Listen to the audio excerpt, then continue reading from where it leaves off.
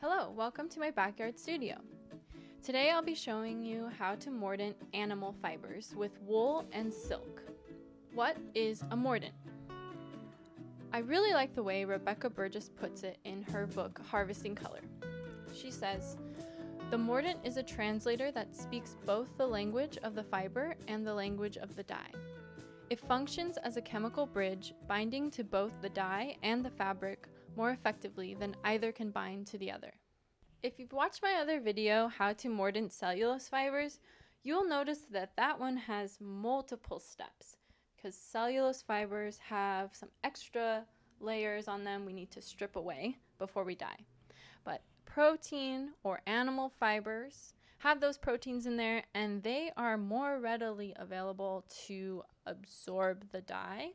And so you'll tend to get stronger, deeper colors with an animal fiber. So for our mordanting demonstration today, we will be using alum, or pure potassium aluminum sulfate. It is a mineral salt, and since you will use such small amounts of alum, it's relatively non-toxic. You can also reuse your alum bath because 50% of the alum will be left in it, and you can add more fibers to that bath. First step for mordanting animal fibers is to consider pre-washing your yarn or fiber with a pH neutral soap. Most dish soaps will be just fine for this. So we want to wash it in hot water and then add your soap. Just about a tablespoon is fine.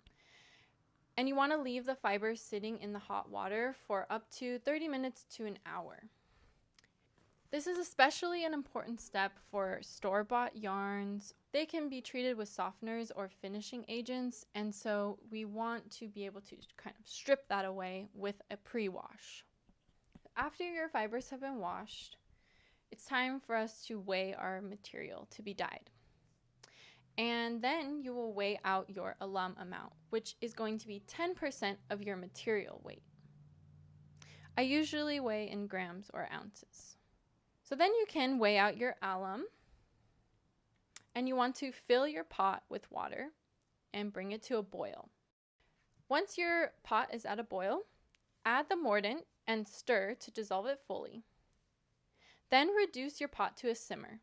Step 3 is to wet out your fibers with warm water to reduce the heat shock that they might go under when they're added to the pot.